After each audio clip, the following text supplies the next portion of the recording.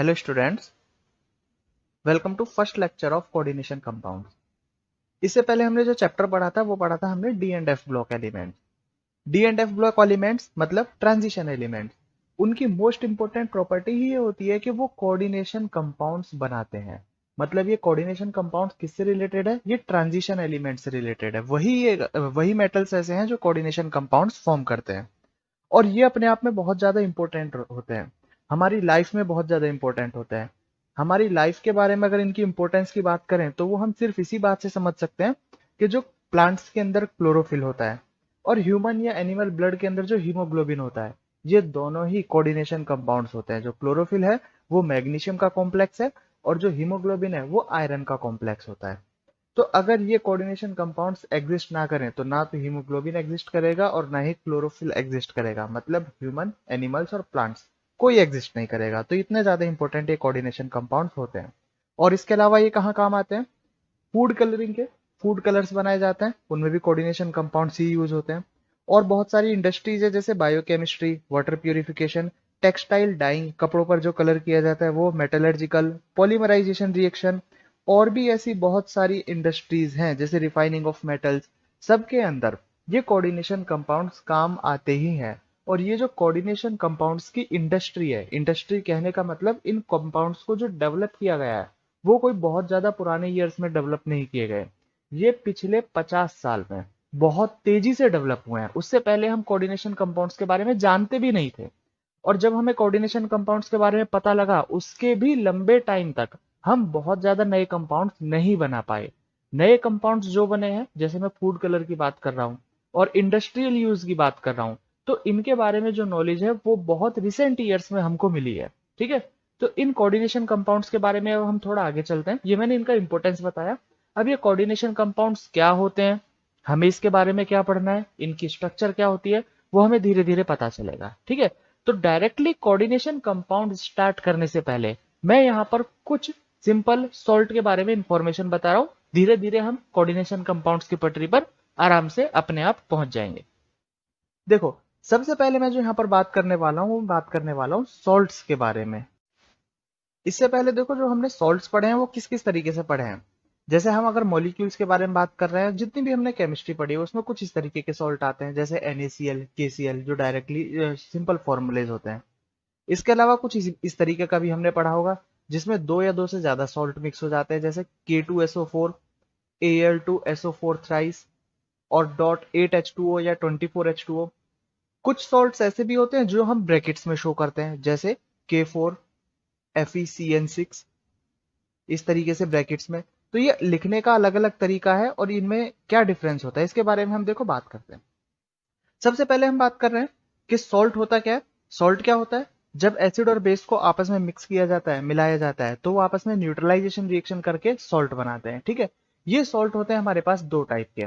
एक होता है हमारे पास सिंपल सॉल्ट और दूसरा होता है हमारे पास मॉलिक्यूलर और एडिशनल कंपाउंड। मॉलिक्यूलर और एडिशनल कंपाउंड।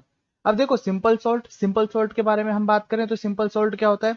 जब किन्हीं भी एसिड और बेस को सिंपल न्यूट्रलाइजेशन रिएक्शन कराया जाता है, मतलब हमने एक एसिड लिया, एक बेस लिया, दोनों को मिक्स किया। मिक्स करने पर हमारे पास सॉल्ट प्लस H2O वाली केमिकल रिएक्शन बनती है। ऐसे सॉल्ट को हम क्या बोलते हैं? Simple salt. इनका फॉर्मूला बिल्कुल इजीली इस तरीके से लिखा जाता है जैसे यहाँ पर लिखा गया है NaCl। इसमें कैटायन होता है और एनायन होता है। पहले कैटायन लिखा जाता है, उसके बाद एनायन लिखा जाता है। देखो, लिखने का भी तरीका होता है, ये भी हम आगे पढ़ेंगे आगे। जैसे NaCl है तो हम कभी भी इसको ClNa नहीं लिखेंगे, क्योंकि लिखने का तरीका क्या है सॉल्ट का, कि फर्स्ट हम कैटायन लिखते हैं उसके बाद ही हम एनायन लिखते हैं, जैसे Na+ और Cl-। इसी तरीके से K+ और Cl-। तो इस टाइप के जो सॉल्ट हैं ये क्या है हमारे पास? ये सिंपल सॉल्ट की कैटेगरी के अंदर आते हैं। ठीक है, अब इन सिंपल सॉल्ट की प्रॉपर्टी क्या है? इन सिंपल सॉल्ट की प्रॉपर्टी ये है कि जब इनको पानी में मिक्स किया जाएगा, मतलब इसे हम पानी के अंदर आयोनाइज करेंगे, तो ये अपने कॉन्स्टिट्यूट आयंस के में डिसोसिएट हो जाएंगे। मतलब जिन आयंस से मिलके ये बने हैं उन्हीं आयंस में ये डिसोसिएट हो जाएंगे। और इनकी प्रॉपर्टी क्या होगी? जो इनके आयंस की प्रॉपर्टी होगी वही इनकी प्रॉपर्टी होगी। ठीक है, तो देखो, सिंपल सॉल्ट की अगर हम डेफिनेशन की बात करें तो यहाँ पर लिखा हुआ है simple salt is formed by neutralisation of an acid by a base. मतलब एसिड और बेस के न्यूट्रलाइजेशन से सिंपल सॉल्ट बनते हैं, जैसे KOH प्लस HCl, ये KCl। KCl क्या है? यहाँ पर सिंपल सॉल्ट है। जो सिंपल सा फॉर्मूला है वो सिंपल सॉल्ट है। Normally a simple salt ionise in water and produce ions in solution. पानी में जब हम उसे आयोनाइज करेंगे तो आयंस वो वहां पर प्रोड्यूस करेगा। Solution of the simple salt exhibits the properties of its component ion. मतलब इस सिंपल सॉल्ट में से जो आयंस निकले हैं वही प्रॉपर्टी उसके सॉल्ट में होती है। जैसे Na+ और Cl- अगर यहां से निकले तो इनकी प्रॉपर्टी ही NaCl के अंदर होगी। ठीक है, ये सिंपल सॉल्ट है। ठीक, अब हम बात करते हैं आगे थोड़ा डबल सॉल्ट मोलिक्यूलर के बारे में, मोलिक्यूलर और एडिशन कंपाउंड। अब देखो मोलिक्यूलर कंपाउंड ये हमने पढ़ा होगा सॉलिड स्टेट में। मोलिक्यूलर सॉलिड नाम से हमारे पास एक टॉपिक आता था, सॉलिड स्टेट में हमने पढ़ा था। तो ये मोलिक्यूलर सॉलिड जो है यही मोलिक्यूलर सॉल्ट है। मोलिक्यूलर सॉलिड में क्या होता था? मोलिक्यूलर सॉलिड में हम पढ़ते थे कि जब किसी भी केस में दो मॉलिक्यूल आपस में ऐड होके सॉलिड बनाए तो वो मॉलिक्यूलर सॉलिड हो जाता था। जैसे वहां पर हमने पढ़ा था कि H2O दूसरे H2O मॉलिक्यूल से हाइड्रोजन बॉन्ड से जुड़ जाता था। यहां पर कौन सा बॉन्ड आ जाता था? Hydrogen bond. और ये हाइड्रोजन बॉन्ड से जुड़ के यहां पर एक सॉलिड स्ट्रक्चर फॉर्म कर लेता था। आइस की स्ट्रक्चर है, ये हमने पढ़ा हुआ है, हाइड्रोजन बॉन्ड में भी पढ़ा हुआ है और सॉलिड स्टेट में भी पढ़ा हुआ है। तो ये किसका एग्जाम्पल है? मॉलिक्यूलर सॉलिड का एग्जाम्पल है। इसी तरीके से अगर दो या दो से ज्यादा सॉल्ट आपस में किसी फोर्स से जुड़ जाएं तो उस सॉल्ट को हम क्या बोलेंगे? डबल सॉल्ट बोलेंगे। देखो आया समझ में? मोलिकुलर सॉलिड का मोलिकुलर कंपाउंड्स का पहला एग्जांपल है हमारे पास डबल सॉल्ट। डबल सॉल्ट में क्या बताया भी मैंने? अगर दो या दो से ज्यादा सॉल्ट आपस में किसी भी फोर्स से जुड़ जाएं तो उसे हम क्या बोलेंगे? उसे हम मोलिकुलर या डबल सॉल्ट बोलेंगे। ठीक है, अब मोलिकुलर सॉल्ट के भी हमारे पास दो टाइप्स होते हैं। एक होता है डबल सॉल्ट और दूसरा जिसके बारे में चैप्टर है कोऑर्डिनेशन सॉल्ट या कोऑर्डिनेशन कंपाउंड्स। अब डबल सॉल्ट या कोऑर्डिनेशन कंपाउंड्स में क्या डिफरेंस है उसके बारे में मैं थोड़ा देखो यहां पर बताता हूं। मान लो मैंने एक सिंपल सॉल्ट लिया, सिंपल सॉल्ट है हमारे पास K2SO4। यह हमारे पास सिंपल सॉल्ट है, ठीक है, क्योंकि सिंपल फॉर्मूला है। इसमें K क्या है? पोटेशियम क्या है? कैटायन। और सल्फेट क्या है? Anion, K+ and SO4-2। अगर मैं इसको जोड़ देता हूं दूसरे सिंपल सॉल्ट से, दूसरा सिंपल सॉल्ट कौन सा है? Al2SO4 thrice. ये भी सिंपल सॉल्ट है। देखो ये इंडिविजुअल अलग सिंपल सॉल्ट है, ये इंडिविजुअल अलग सिंपल सॉल्ट है। अगर मैं इनको किसी फोर्स से जोड़ देता हूं मतलब K2SO4 डॉट Al2SO4 थ्राइस, इस तरीके से मैंने इनको जोड़ दिया और साथ में वाटर के मॉलिक्यूल भी आ गए, तो ये अपने आप में एक अलग ही सॉल्ट बना रहा है। और इस सॉल्ट का नाम क्या होता है? इस सॉल्ट का नाम होता है हमारे पास मोर्स सॉल्ट, पोटाशेलम, फिटकरी जिसे बोलते हैं। पानी को प्योरीफाई करने के काम आती है। जैसे मैंने बोला था कि वाटर प्योरीफिकेशन में भी काम आते हैं कोऑर्डिनेशन कॉम्प्लेक्स, तो ये भी हमारे पास जब पानी में डाले जाते हैं तो ये कोऑर्डिनेशन कॉम्प्लेक्स फॉर्म करके पानी को भी प्योरीफाई करने के काम आती है। तो ये देखो फिटकरी का फॉर्मूला है। तो यहाँ पर दो सिंपल सॉल्ट आपस में कनेक्ट होकर क्या बना रहे हैं? एक डबल सॉल्ट फॉर्म कर रहे हैं। ये हमारे पास डबल सॉल्ट हुआ। ठीक है, देखो इसे पढ़ो। These are molecular compounds which are formed by evaporation of solution containing two more salt in stoichiometric proportion. अब स्टोइकियोमेट्रिक प्रपोर्शन क्या है? जैसे K2SO4 और Al2SO4 थ्राइस, यहाँ पर दोनों के एक एक मॉलिक्यूल आपस में 1:1 में यहाँ पर ये कनेक्ट हो रहे हैं। Hence the molecular compounds which dissociate in solution into its constituent ions are known as double salt। कहने का मतलब यह है कि जब पोटाशियम को हम पानी में डालेंगे या फिर कोई भी हमने मोर्स सॉल्ट लिया या कोई भी लिया, जैसे हम एक सिंपल एग्जांपल ले लेते हैं।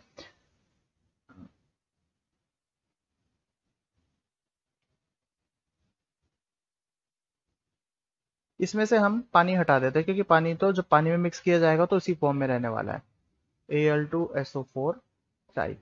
अब इसमें देखो कौन कौन से आयन है, इसमें कौन कौन से आयन है? इसमें हमारे पास K2SO4 में K+, सल्फेट SO4-2, एल्यूमिनियम में Al+3 एंड ये सल्फेट यहां पर है ही। ठीक है, तो जब इसे पानी में मिक्स किया जाएगा तो मिक्स करने पर ये जितने भी कॉन्स्टिट्यूट आयंस थे इसी के अंदर ये यहां पर वापस से ब्रेक हो जाएगा। मतलब डबल सॉल्ट को पानी में डाले जाने पर ये क्या करते हैं? डबल सॉल्ट पानी में जाने पर जिस आयन से मिलके बने थे उन्हीं आयन में डिसोसिएट हो जाते हैं, जो इसके बेसिक आयन थे। तो ये अपने बेसिक आयन में यहाँ पर डिसोसिएट हुआ, इसीलिए इसको क्या बोल रहे हैं हम लोग? डबल सॉल्ट बोल रहे हैं। ठीक है, और ये हमेशा एक चीज और याद रखनी है, जैसे मैंने बताया कि मोलिकुलर सॉलिड से ही बने हैं डबल सॉल्ट, मोलिकुलर सॉलिड की ही तरह प्रॉपर्टी है, तो ये हमेशा सॉलिड फॉर्म में ही काम करते हैं। ये जितने भी डबल सॉल्ट है ये सभी सॉलिड फॉर्म में ही काम करेंगे। एग्जांपल देखो इसका, जैसे पोटाशियम फिटकरी के बारे में जैसे भी बताया, ये मोर्स सॉल्ट है। इनके फॉर्मूले जरूर याद रख लेना, कभी कभी एग्जाम में पूछ लिए जाते हैं। पोटाशियम है, मोर सॉल्ट है, देखो इसको डिसोसिएट करके दिखाया हुआ है यहाँ पर 2K प्लस Al+3 4SO4-2। और जब इस पोटाशियम को पानी में डाला जाएगा तो ये पानी तो उसी पानी में मिक्स हो जाएगा जिसके अंदर हम पानी में डाल 24H2O वहां पर निकल जाएगा। ठीक है, तो ये अपने जिस बेसिक आयन से मिलकर बना था उसी बेसिक आयन में वापस से ब्रेक हुआ। ठीक, अब हम बात करते हैं कोऑर्डिनेशन कॉम्प्लेक्स के बारे में। तो देखो कोऑर्डिनेशन कॉम्प्लेक्स में जो सबसे पहले मैंने 3 एग्जाम्पल बताए थे, सिंपल सॉल्ट लिख के बताया था, डबल सॉल्ट, और जो थर्ड कैटेगरी थी जिसमें हमने ब्रैकेट के फॉर्म में लिखा था, जैसे K4FeCN6।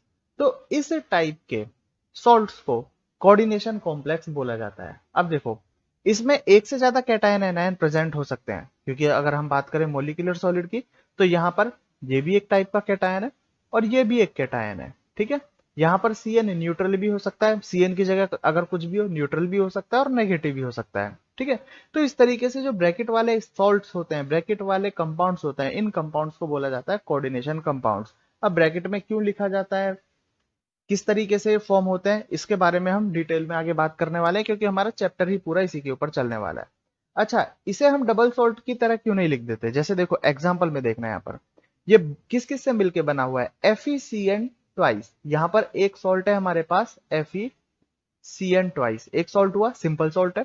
दूसरा KCN, ये भी एक सिंपल सॉल्ट है। ठीक है, मैं स्टोइकियोमेट्री की बात नहीं कर रहा हूं, बैलेंसिंग की बात नहीं कर रहा हूं, तो 4 नहीं लिख रहा मैं यहाँ पर। जब इन दोनों सिंपल सॉल्ट को हमने मिक्स किया तो हम इसे ऐसे भी लिख सकते थे, जैसे हमने डबल सॉल्ट की फॉर्म में लिखा था, FeCN ट्वाइस डॉट 4KCN, इस तरीके से भी लिखा जा सकता था। ठीक है, लेकिन हम ऐसे ना लिख के, इसे प्रिफर ना करके, हम किस तरीके से लिखते हैं, K4FeCN6, इस तरीके से लिखना इसे प्रिफर करते हैं। ऐसा क्यों, हमने इसे डबल सॉल्ट की तरह क्यों नहीं लिख दिया, क्योंकि डबल सॉल्ट और कोऑर्डिनेशन कंपाउंड्स में एक माइनर सा डिफरेंस यही है जो कि हम इजीली पता लगा सकते हैं, और वो ये है कि जब इसे पानी में डाला जाएगा तो ये, जब इसे पानी में डाला जाएगा तो ये अपने बेसिक आयन में डिसोसिएट ना होके किस में डिसोसिएट होगा, एक तो K प्लस में और दूसरा बाकी के बचे हुए ब्रैकेट्स में FeCN6 माइनर। ठीक है, देखो बैलेंसिंग की बात नहीं कर रहा हूं, चार्ज की बात नहीं कर रहा हूं, वो हम आगे बात करेंगे, सिर्फ समझा रहा हूं। अगर मैं इसे लिखता FeCN ट्वाइस डॉट 4KCN, मतलब ये एक डबल सॉल्ट होता।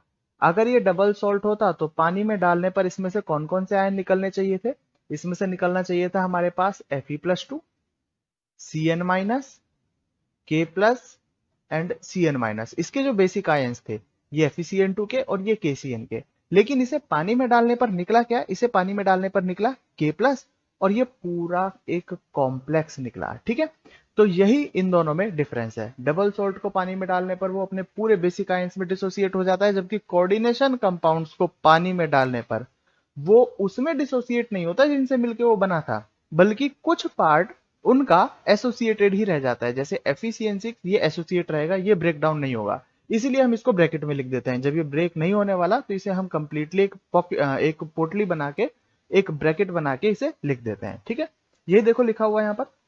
अच्छा, लुईस एसिड, लुईस बेस, इसके बारे में भी अभी आगे आने वाला है जब हम इसकी टर्मिनोलॉजी के बारे में बात करेंगे।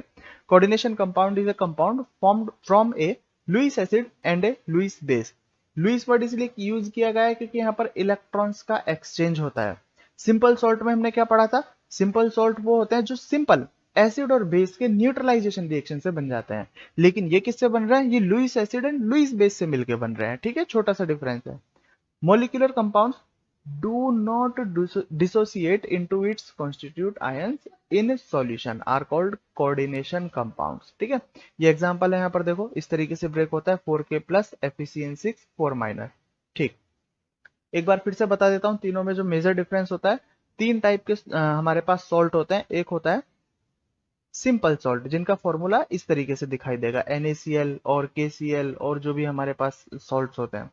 दूसरे टाइप का हमारे पास सॉल्ट है अगर मैं दो या दो से ज्यादा सॉल्ट्स को मिला दूं, जैसे अगर हम बोले K2SO4 डॉट Al2SO4 थ्राइस। ठीक है, ये क्या हो जाएगा हमारे पास, ये सिंपल सॉल्ट हो जाएगा, और ये हो जाएगा हमारे पास डबल सॉल्ट। ठीक। तीसरे टाइप का है हमारे पास जिसमें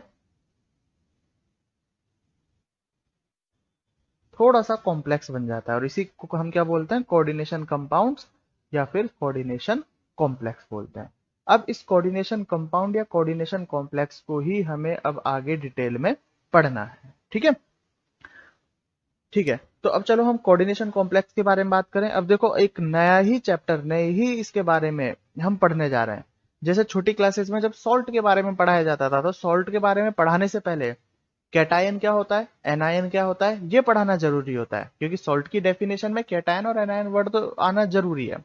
कि जब कैटायन किसी भी सॉल्ट को पानी में डाला जाता है तो वो कैटायन और एनायन में ब्रेक डाउन हो जाता है, या फिर एसिड और बेस को मिलाते हैं तो सॉल्ट बनता है। तो जो बेसिक डेफिनेशन है वो हमें पता होनी चाहिए। तो अब एक कोऑर्डिनेशन कॉम्प्लेक्स अपने आप में एक नया और बड़ा टॉपिक है, तो इसकी कुछ टर्मिनोलॉजी हमको सीखनी पड़ेगी कि इसमें जो वर्डिंग्स यूज में आएंगे वो कौन कौन से वर्ड यूज में आएंगे और उनका मीन क्या होगा। ठीक है, तो हम उसके बारे में बात करते हैं। तो देखो ये टॉपिक आया हमारे पास, terminology used in coordination chemistry. Coordination chemistry में कौन कौन से टर्म्स यूज में लिए जाते हैं। तो एक एग्जांपल यहाँ पर हम लेके चल रहे हैं, जो एग्जांपल पहले पढ़ाया था उसी को मैं यहाँ पर लेके चल रहा हूँ। K4FeCN6। तो पहले मैं थोड़ा सा एक्सप्लेन कर देता हूँ इसके बारे में, उसके बाद हम इन डेफिनेशंस पर आएंगे। K4FeCN6, अब इसमें कौन कौन सी टर्म को क्या बोला जाता है। ये जो हमारे पास K4FeCN6 है, मैंने बोला जब इसे पानी में डालेंगे तो पानी में डालने पर एक तो हमारे पास कैटायन अलग हो जाएगा और एक एनायन। वो कैटायन क्या था, वो कैटायन था हमारे पास ये, और एनायन क्या था, ये बाकी का पूरा बचा हुआ कॉम्प्लेक्स। ठीक है, तो इसीलिए हम इस K4 को क्या बोलेंगे, इस K4 को हम बोलेंगे काउंटर आयन, काउंटर आयन। ठीक है, अब दूसरा हमारे पास ये जो पार्ट है ब्रैकेट वाला, इस ब्रैकेट वाले पूरे पार्ट को क्या बोला जाएगा, इस ब्रैकेट वाले पूरे पार्ट को बोला जाएगा कॉम्प्लेक्स। ये पूरा ब्रैकेट वाला पार्ट क्या है हमारे पास, कॉम्प्लेक्स है। ठीक है, अब इस ब्रैकेट में भी हमारे पास दो पार्ट है, एक है Fe और दूसरा है CN6। तो ये जो हमारे पास Fe है, अब चैप्टर के स्टार्टिंग में ही मैंने बताया था लेक्चर शुरू होते ही कि कोऑर्डिनेशन कॉम्प्लेक्स कौन बनाते हैं, ये ट्रांजिशन एलिमेंट्स की प्रॉपर्टी होती है, ट्रांजिशन एलिमेंट्स बनाते हैं। तो हमें ये जो मेटल मिलेगा Fe की जगह और कौन कौन से डी ब्लॉक में और कौन कौन से एलिमेंट है जो इंपोर्टेंटली काम आते हैं, क्या क्या मिल सकता है हमको यहाँ पर Fe की जगह, Mn मिल सकता है, कॉपर मिल सकता है, निकल मिल सकता है, प्लेटिनम मिल सकता है, सिल्वर मिल सकता है। तो ये जितने भी ट्रांजिशन एलिमेंट्स हैं यही यहाँ पर प्रेजेंट होते हैं। तो इसीलिए इनको क्या बोल दिया जाता है, मेटल्स होते हैं, तो इन्हें हम बोल देते हैं सेंट्रल मेटल आयन। क्या बोलेंगे, सेंट्रल मेटल आयन। ठीक है, ये सेंट्रल मेटल आयन है। और ये जो बाकी का बचा हुआ पार्ट हुआ हमारे पास, अब यहां पर तो देखो सिर्फ एक CN है, CN के साथ में और भी बहुत चीजें हो सकती है, NH3 हो सकता है, H2O हो सकता है। मतलब यहाँ पर ये जो सिंगल स्पीशीज दिखाई दे रही है ये मल्टीपल स्पीशीज हो सकती है। तो सेंट्रल मेटल के अलावा इस कॉम्प्लेक्स में ब्रैकेट में जो भी प्रेजेंट होंगे उन सभी को हम बोलेंगे लिगेंड्स। बहुत इंपॉर्टेंट प्रॉपर्टी है ये, इन सबको क्या बोलेंगे, लिगेंड्स। और ये अपने आप में एक बहुत लेंदी टॉपिक भी है, लिगेंड्स। ठीक है, तो समझ में आया होगा। ब्रैकेट के बाहर जो आयन प्रेजेंट होगा उसे क्या बोलेंगे हम लोग, काउंटर आयन। ब्रैकेट के बाहर पूरे ब्रैकेट को बोला जाएगा कॉम्प्लेक्स। ठीक है, अब ये कॉम्प्लेक्स किससे मिलकर बना है, कॉम्प्लेक्स में दो ही टाइप की चीजें हैं, एक तो जो डी ब्लॉक वाला एलिमेंट होगा उसे हम क्या बोलेंगे, सेंट्रल मेटल आयन बोलेंगे। और उस डी ब्लॉक एलिमेंट वाले के अलावा बाकी का जो भी पार्ट बचा हुआ होगा वो क्या होगा हमारे पास, वो होगा हमारे पास लिगेंड्स। ठीक है, अब एक बार ये ब्रैकेट वाली स्ट्रक्चर कैसे बनी होती है इसके बारे में भी थोड़ा सा बात कर लेते हैं, बेसिक बात कर लेते हैं, ताकि हमको चैप्टर समझने में थोड़ी सी और आसानी हो। ठीक, अब जैसे मैंने एग्जांपल क्या लिया हुआ है, देखो फिर से एक बार मैं लिख देता हूं यहाँ पर K4FeCN6। इस CN6 को, ये CN6 किस तरीके से प्रेजेंट है, इस Fe को CN6 ने सभी तरफ से घेर रखा है। जैसे डॉन को चारों तरफ से पुलिस घेर लेती है, ऐसे ही Fe को CN6 ने सभी तरफ से घेरा हुआ है।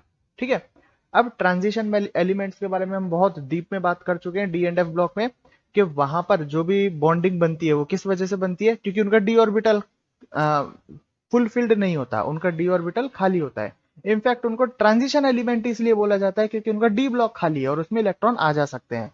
तो इसका मतलब Fe के पास भी डी ऑर्बिटल खाली है, और अगर डी ऑर्बिटल खाली है तो Cn अपना लोन पेयर इसको डोनेट कर सकता है। तो यहाँ पर क्या है, Cn के पास लोन पेयर है। अच्छा, एक जरूरी कंडीशन अब समझ में आ गई होगी कि लिगेंड वही होना चाहिए जिसके पास लोन पेयर हो, ताकि वो अपना लोन पेयर इस सेंट्रल मेटल के डी ब्लॉक में रख सके। अब देखो, डी ब्लॉक खाली होगा तो उसमें इलेक्ट्रॉन रखे जा सकते हैं।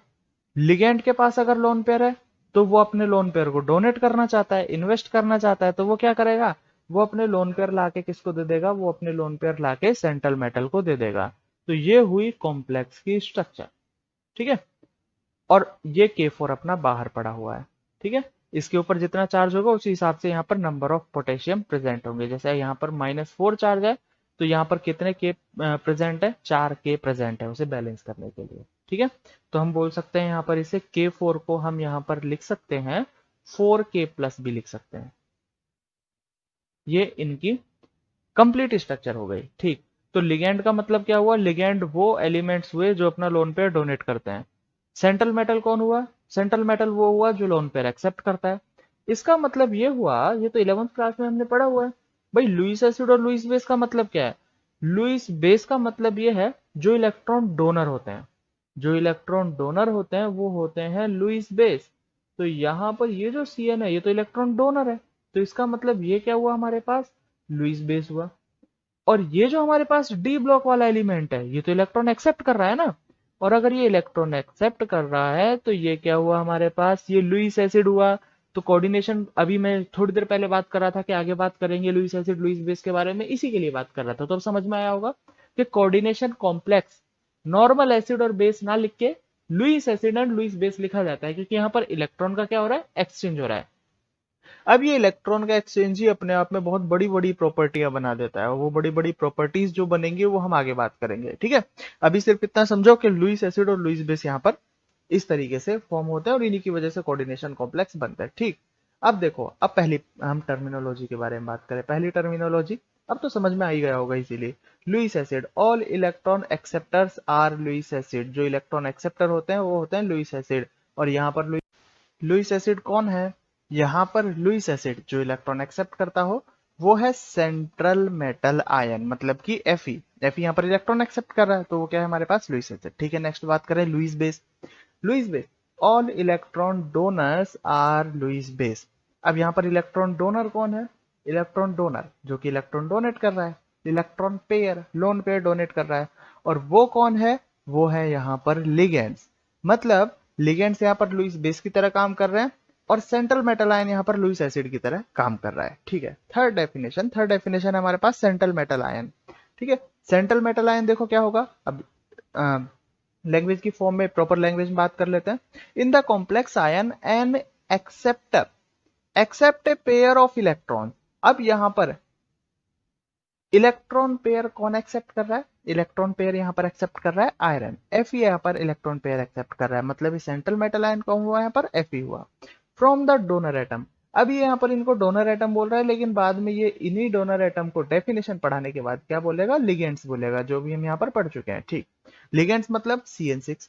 The acceptor is usually a metal ion to which one or more neutral molecule anions are attached. देखो मैं पहले ही बता चुका था कि जरूरी नहीं यहाँ पर Cn लिखा हुआ है तो यहाँ पर Cn ही हो, यहाँ पर न्यूट्रल मॉलिक्यूल मतलब H2O NH3 ये भी हो सकते हैं और एनायन भी हो सकते हैं, और किसी किसी केस में तो कैटायन भी हो सकते हैं। ठीक है, the acceptor metal cation is refer to as central metal cation. ये बोल रहा है कि जो हमारे पास एक्सेप्टर मेटल था, जो इलेक्ट्रॉन एक्सेप्ट कर रहा था, उसी को किस फॉर्म में रेफर किया गया है, क्या बोला गया है, सेंट्रल मेटल कैटायन उसे बोला गया है।